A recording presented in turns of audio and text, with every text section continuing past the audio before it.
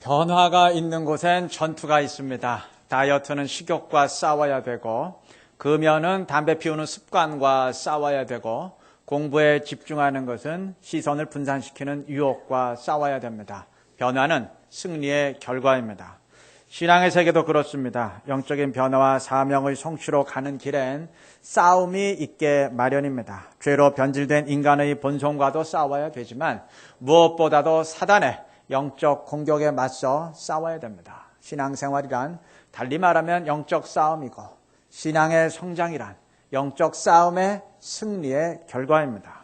이 싸움은 만만치가 않습니다.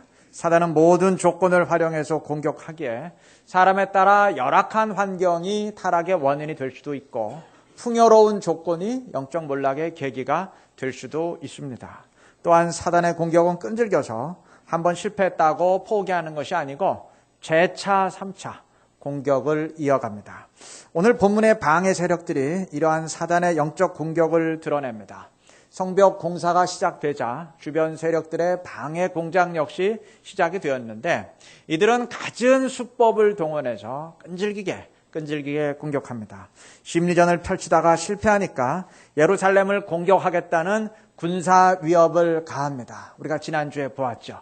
또 6장에 가면은 느헤미야의 암살 계획을 세우고 시도하기도 하고, 그것도 안 되니까 선지자를 매수해서 함께 범죄에 빠뜨리려는 그 물귀신 작전을 펴기도 하고, 하여간 집요하게 물고 늘어집니다. 이것이 영적 공격의 특성인데, 여러분, 공격이 끈질기다면 이에 대항하는 우리 역시 그러해야 됩니다. 사단이 한번 실패했다고 포기하지 않는다면 우리 역시 한번 승리했다고 자만할 것이 아니고 계속 싸워서 이기겠다는 자세를 지녀야 할 것입니다. 영적 싸움을 이기는 원리는 딱 한 가지입니다. 하나님과 함께하며 그의 능력을 힘입는 것입니다. 그렇다면 계속 싸워서 이기겠다는 것은 계속 하나님과 함께하며 계속 그의 능력을 힘입겠다는 말이 될 것입니다. 오늘 본문이 증언하는 느헤미야의 모습이 바로 이러하였습니다. 방해 세력들이 조롱을 퍼부으며 심리적 공격을 펼칠 때 그는 1절 대꾸하지 아니하고 4절의 증언처럼 하나님께만 기도하면서 공사에 박차를 가했습니다. 여러분, 기도한다는 것은 하나님의 능력을 의지한다는 가장 확실한 증거입니다. 그렇지 않습니까? 그는 하나님의 능력을 의지하며 싸움에 임한 겁니다. 자, 방해 세력들의 두 번째 공격이 군사 위협인데, 이것을 이긴 뒤에도 느헤미야는 15절 중반 부분에서 이렇게 고백합니다. 하나님이 그들의 꾀를 패하셨으므로, 역시 하나님이 승리케 하셨다는 고백입니다. 이걸 느헤미야의 입장에서 말한다면 무슨 의미인가요? 하나님을 의지하고 승리했다는 이야기입니다. 느헤미야는 두 번 승리한 뒤에도 자만하지 아니하고 방어 태세를 철저히 했습니다. 유사시에 즉각 전쟁에 돌입할 수 있도록 건축하는 자들이 허리에 칼을 차고 공사를 하도록 했습니다. 그리고 40여 군데의 공사 현장으로 그 백성들이 지금 분산되어 있잖아요. 이러한 취약한 상황을 극복하기 위해서 나팔수들을 배치했습니다. 어느 한쪽으로 적이 침입하면 즉시 나팔을 불어서 모든 병력이 그쪽으로 모이도록 하기 위함이었습니다. 자, 이렇게 만반의 태세를 갖추었는데도 그는 군사력으로 싸워서 이긴다, 그렇게 생각하지 않았습니다. 20절 중반 부분 보면은 그는 이렇게 선포합니다. 우리 하나님이 우리를 위하여 싸우시리라. 전쟁은 하나님께 속한 것이니 하나님을 의지하고 담대히 맞서자는 격려입니다. 그는 승리의 방정식을 명확히 인식하고 있었고, 그러했기에 모든 싸움마다 하나님을 의지하고 싸웠습니다. 그 결과 첫 번째 승리가 두 번째 승리로 이어졌고, 계속해서 그 다음의 승리로 이어지게 된 것입니다. 어제의 승리가 오늘 반복되고 또한 미래로 이어지게 된 겁니다. 이것이 신앙의 위인들의 특징입니다. 신앙의 위인들은 영적 승리를 반복하는 사람들이었습니다. 다윗이 골리앗과 싸울 때 그는 사무엘상 17장 37절에서 이렇게 고백합니다. 여호와께서 나를 사자의 발톱과 곰의 발톱에서 건져내셨은즉, 그가 목동 생활을 하면서 사자나 곰과 같은 맹수들을 하나님의 능력으로 싸워 이겼는데 지금 그것을 고백하고 있는 겁니다. 그는 이어서 이렇게 말합니다. 나를 이 블레셋 사람의 손에서도 건져내시리이다. 맹수를 이기게 하신 하나님의 능력이 이 블레셋 사람 골리앗 역시 이기게 할 것이라는 확신입니다. 그는 이 믿음으로 골리앗을 이겼습니다. 과거의 승리가 오늘로 이어지고 있는 겁니다. 이후에도 마찬가지입니다. 이후 다윗은 사울의 질투를 피해서 도피 생활을 하다 블레셋에까지 도망치게 되었는데 그곳에서 위기를 느낀 다윗은 일부러 침을 질질 흘리며 미친 척을 해서 살아남습니다. 이렇게 쫓겨나게 되는데 그때 지은 시편이 시편 34편입니다. 그는 34편 4절에서 이렇게 고백합니다. 내가 여호와께 간구하매 내게 응답하시고 내 모든 두려움에서 나를 건지셨도다. 지금까지 자기의 기도를 응답하시고 환난에서 구원해 주신 하나님을 고백하고 있는 겁니다. 그러한 과거의 고백은 현실의 고백으로 이어집니다. 7절 여호와의 천사가 주를 경외하는 자를 둘러 진치고 그를 건지시는도다. 비록 지금 정처 없이 도피 생활해야 되는 비참한 상황 가운데 있지만 이 상황 속에서도 하나님이 보호해주고 계시다는 고백입니다.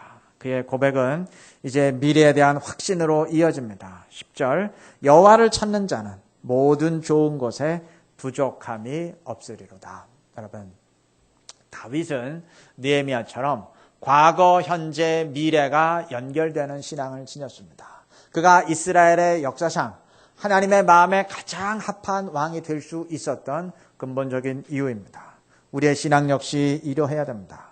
과거의 은혜가 오늘의 더 큰 은혜를 예비하는 전주곡이 되어야 되고 과거의 승리가 오늘과 내일의 더 큰 승리를 여는 예고편이 되어야 됩니다. 개인이건 교회건 자꾸 과거만 끄집어낸다는 것은 현재가 별 볼 일 없다는 서글픈 고백입니다. 과거가 과거로 끝났다는 증거입니다. 우리 옛날 이야기만 해서는 안 됩니다. 옛날이 오늘로 이어진 이야기가 있어야 됩니다. 은혜가 반복되는 이야기가 있어야 되고 영적 승리가 반복되는 이야기가 있어야 될 것입니다. 과거의 승리가 오늘로 이어지는 이야기, 그것이 또한 미래로 이어지는 이야기가 있어야 되고 그것이 우리 교회의 역사가 되어야 될 것입니다. 그것을 위한 조건은 딱 한 가지. 항상 하나님을 의지하며 그를 힘입는 것입니다. 손문은 손자병법에서 유명한 말을 했죠. 지피지기면 백전불타라 그랬습니다. 영적 싸움도 마찬가지입니다. 적을 알고 나를 알아야 됩니다. 사단의 강점은 나보다 강하다는 것이고 약점은 하나님의 능력 앞에서는 패배한다는 겁니다. 그러면 이걸 알고 이기는 조건을 만들어 놓고 싸워야 됩니다. 내 힘으로만 싸우는 것이 아니고 하나님의 능력을 의지하고 그의 능력을 힘입고 싸워야 됩니다. 그런데 한 번만 그런 것이 아니고 계속적으로 싸울 때마다 그래야 됩니다. 그러면 항상 이깁니다. 그러니까 먼저 이겨놓고 싸우는 것이기 때문입니다. 영적 싸움을 싸우시되 승리의 방정식대로 싸우시기를 바랍니다. 그래서 영적인 변화와 성장을 이루고 사명을 더 크게 감당해 될 수 있는 우리 모두가 되시기를 바랍니다. 지금까지 하나님의 능력을 힘입고 영적 승리를 반복해 가야 된다. 그런 말씀을 드렸는데 이것을 위해 꼭 필요한 것 한 가지가 있습니다. 오늘 본문을 보시면 느헤미야가 백성들을 다 집결시킨 뒤에 14절에서 너희의 가족과 집을 위해 싸우라 명령을 내리는데 그 전에 먼저 전제 조건으로 내리는 명령이 있어요. 기억하라는 것입니다. 14절 중반 부분 보시면 너희는 그들을 두려워하지 말고 지극히 크시고 두려우신 주를 기억하고 여호와를 기억하라 그랬어요. 그래서 싸우라는 겁니다. 하나님이 이스라엘의 대적들을 격파하신 경우는 굉장히 많았습니다. 뒤따르는 애국 군대를 홍해에서 진멸시킬 때에도 이스라엘이 여리고를 정복할 때에도 또 다윗이 골리앗을 이길 때에도 하나님이 승리케 하셨습니다. 주를 기억하라는 것은 이렇게 이스라엘을 승리케 하셨던 여호와를 기억하라는 명령입니다. 성경은 기억하라는 명령을 굉장히 많이 주었습니다. 신명기 하나만 봐도 무려 18번이나 됩니다. 기억이라는 단어는 사용하지 않았지만 그러한 의미로 말씀하신 것까지 합하면 예를 들어서 과거를 생각하라. 이거 기억이라는 단어는 쓰지 않았지만 기억하라는 얘기잖아요. 그러니까 이런 것까지 합치면 훨씬 더 많습니다. 그러니까 기억한다는 것이 신앙생활에 있어서 그만큼 핵심적인 요소라는 겁니다. 그러니까 느헤미야도 그러한 차원에서 기억하라 명령을 내리고 있는데 기억하라는 것은 단순히 과거의 사건을 회상하는 두뇌 활동을 말하지 않습니다. 여긴 보다 심오한 의미가 담겨져 있습니다. 설명을 위해서 예를 들면 모세는 신명기 26장 5절에서 앞으로 후손들이 고백해야 할 내용을 언급합니다. 내 조상이 애굽에 내려가 거기서 크고 강하고 번성한 민족이 되었는데, 그러니까 이들 조상들이 출애굽하기 전에 애굽에서 번성한 민족을 잃었던 것을 회고하라는 겁니다. 그런데 그 다음에 고백이 특이해요. 조상이라는 말이 우리로 바뀝니다.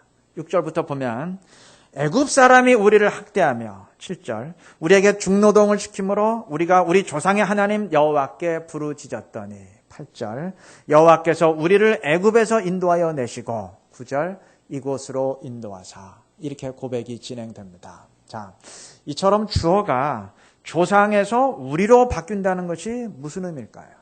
과거의 사건이 조상의 이야기로 끝나지 아니하고 내가 경험한 사건, 나에게 일어난 역사로 인식이 된다는 겁니다. 즉 기억을 넘어 참여가 된다는 말입니다. 동일한 이유에서 신명기 4장 10절을 보면 모세는 출애굽 2세대들에게 이렇게 말합니다. 내가 호렙산에서 네 하나님 여호와 앞에 섰던 날에, 호렙산에 섰던 것은 이들의 부모 세대지 이들이 아닙니다. 그럼에도 모세는 너희가 그곳에 있었다 이렇게 말을 합니다. 왜 그럴까요? 같이 참여하라는 얘기입니다. 그 너희들이 경험한 사건은 아니지만 기억을 통해서 함께 참여하라는 얘기입니다. 신명기 6장 21절 이하에서도 이렇게 말합니다. 너는 네 아들에게 이르기를 여호와께서 권능의 손으로 우리를 애굽에서 인도하여 내셨나니, 이들이 출애굽을 직접 경험한 사람들이 아님에도 이들의 후손들에게 우리가 출애굽했었다라고 고백하라고 명령하고 있는 겁니다. 동일한 이유입니다. 기억을 통해서 함께 참여하라는 말입니다. 자, 이렇게 참여하게 되면 이것은 단지 과거의 사건에 동참하는 것으로 끝나지 않습니다. 이것은 오늘의 새로운 상황에서 내가 어떻게 행동해야 되는지 답을 제시하고 그렇게 행동할 수 있는 힘을 공급합니다. 그리고 그렇게 행동할 때 그때의 승리가 오늘 다시 재현되어집니다. 그래서 신명기 17장 18절 보면 대적들을 두려워하지 말고 담대할 것을 말씀하시면서 여호와께서 바로와 온 애굽에 행하신 것을 기억하라 명령합니다. 하나님이 대적들을 격파하신 사건에 참여하는 사람들이라면 오늘의 대적들 앞에서 어떠한 태도를 보이겠습니까? 두려워하며 떨겠습니까? 당연히 하나님의 능력을 의지하고 담대히 맞서지 않겠습니까? 그렇게 하라는 겁니다. 그러면 그때 임한 하나님의 능력이 너희에게 동일하게 임하고 그때의 승리가 오늘 다시 반복될 것이라는 말씀입니다.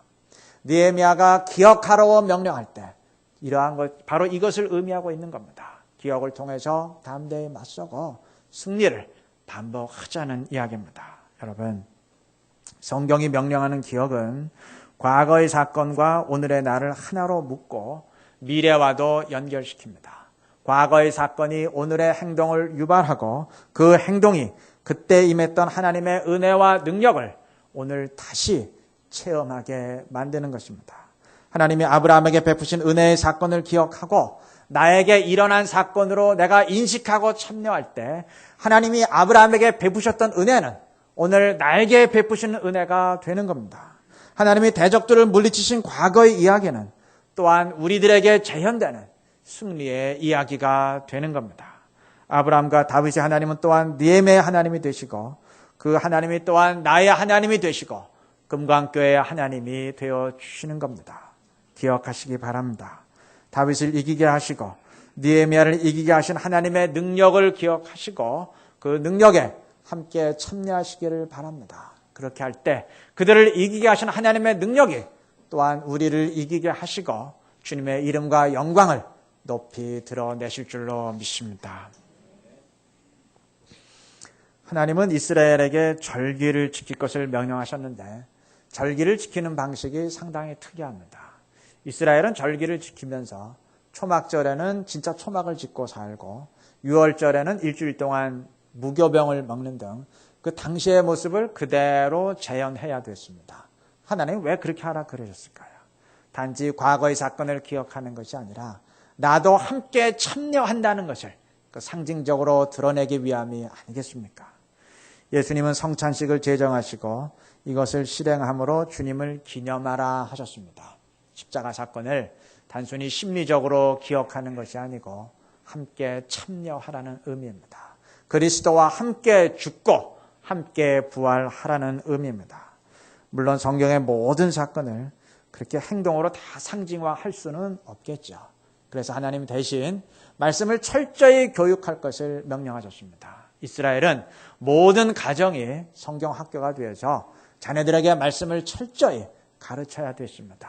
그것을 통해서 그 말씀을 기억하고 그 말씀이 증언하는 사건에, 그 말씀이 증언하는 하나님의 은혜와 역사에 함께 참여하라는 의미입니다. 오늘 우리가 성경을 배우고 묵상하는 이유 역시 마찬가지여야 됩니다. 주님은 요한복음 14장 26절에서 성령을 약속하시면서 이렇게 말씀하셨습니다. 그가 너에게 모든 것을 가르치고 내가 너에게 말한 모든 것을 생각나게 하리라. 이것은 말씀을 잘 이해하고 기억할 수 있도록 두뇌 활동을 도와주겠다는 말이 아닐 것입니다. 성경 공부의 학습 효과를 높여주겠다는 말이 아닐 것입니다. 성령을 통해 그 말씀이 지금 나에게 하시는 말씀이 되게 하시겠다는 말입니다. 말씀이 증언하는 하나님의 은혜와 역사가 오늘 나에게 베푸시는 것이 되도록 만들어 주시겠다는 얘기입니다. 과거의 말씀을 통해서 오늘의 나를 찾아오시는 주님을 체험토록 하시겠다는 말입니다. 그러한 의미에서 성경 공부는 학습이나 지식 전달이 아니라 체험이자 만남입니다. 그렇게 할 때 성경이 하나님의 능력이 되고 살아있는 말씀이 되는 겁니다.